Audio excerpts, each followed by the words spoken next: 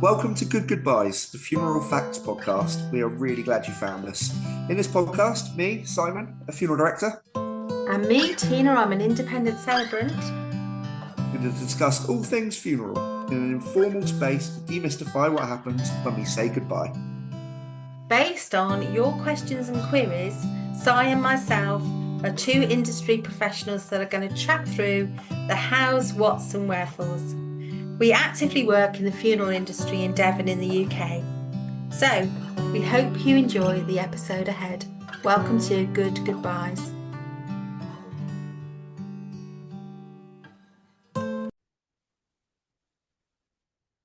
Hello, welcome to Good Goodbyes. This is Tina. And this is Si. Hello and welcome.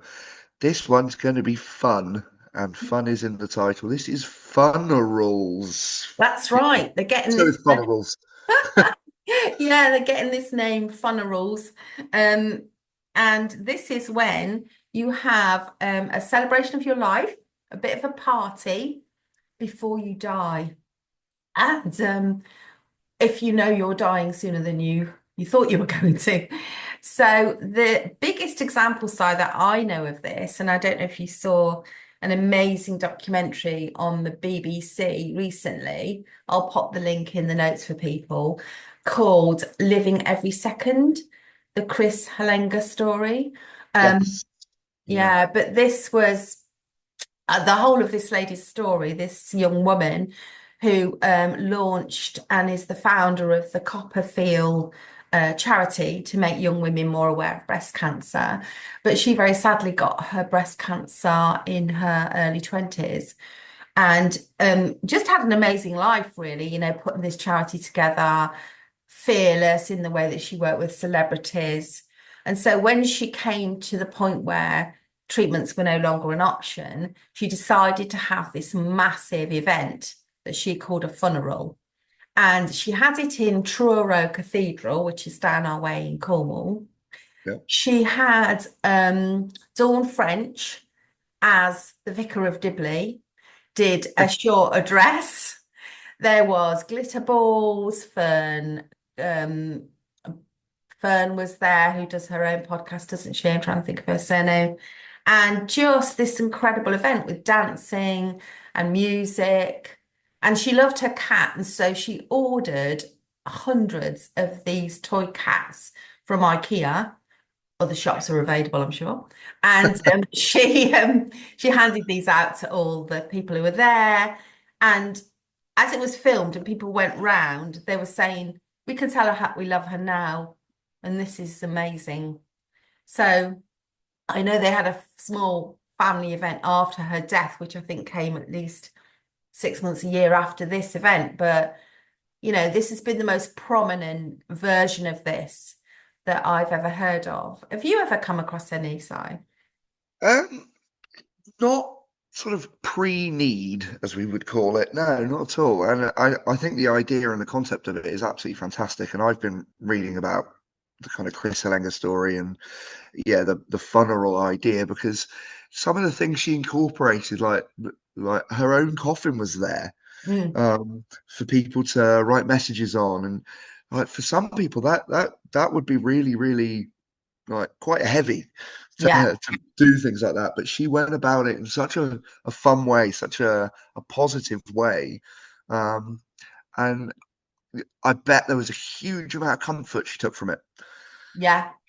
Yeah, I think so. I think people just giving her those loving messages and her being young and wanting to, not miss out on having a party vibe and having Yeah, people that, because how many times do you have everyone you like and love in one room? Not very often. not And at I all. suppose one of the times that it happens is you're absent. So I think she was kind of trying to have everyone there. She danced a lot. It looked joyful. But Yeah, I think yeah, go on. I think it's just a fantastic idea, especially when you're in that position that there is an inevitability, Mm. um, and you take ownership of that and accept that. That acceptance is incredibly freeing. I've met a lot of clients over the years pre-need that have said that actually the fight sometimes with end of Mm. life care can be so full on that actually the most freeing and sort of happiest time comes when they kind of hold their hands up and say, okay, well, this is what it is now. Let's live the rest of it. Um, Yeah. and she's done a step forward on that. But what a way to do it. Mm. I've been reading that sort of Giovanna Fletcher was there and Mm. people that you wouldn't necessarily expect, but have seen this as an opportunity to go and celebrate her life with her. Which, like you said, it's weddings and funerals where everyone gets together and you're only at one of them. Yeah, that's true. Um, so yeah, and I mean I've seen kind of I've seen written about a smaller version of this where a lady who lived in a village felt she got on really well with everyone who lived in the village. There was a nice little cafe there, and she knew she was dying, and there was, the prognosis, as the kind of medical people say, wasn't good. And so while she still felt fit and able, she hired this cafe out in the village one evening. And it was just like she just said to them, cook your best things. I'm going to invite all the village mates that we have. And people just came and they drank wine. And she'd done a big sign, apparently. I wasn't at this event, but I heard about it. She did a big sign. As people walked in, sometimes at a party, you might have something that says, congratulations or happy birthday.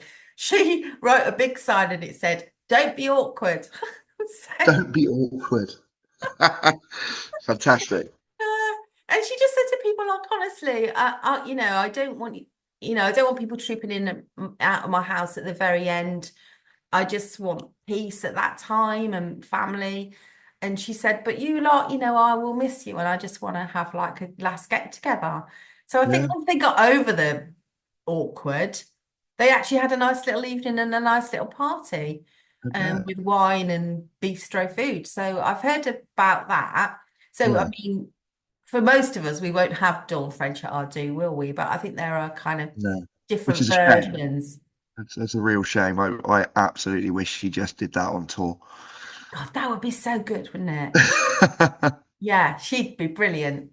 And then the other thing that I have witnessed is when I was a nurse working in the hospice, there was a guy and he had had lots and lots of treatment. And look, just like you were saying earlier, got to a place where he thought, do you know, I'm really tired of all these treatments. And the doctors are saying like that they're not really going to stop the problem. They're just going to give you a bit of ease.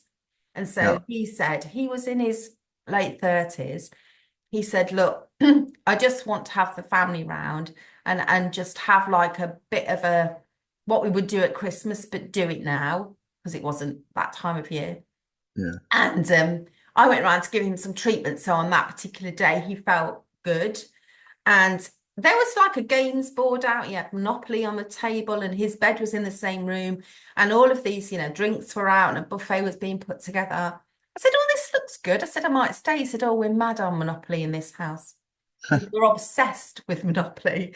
He said, so we're all just going to play Monopoly until, either I win or everyone's bankrupt.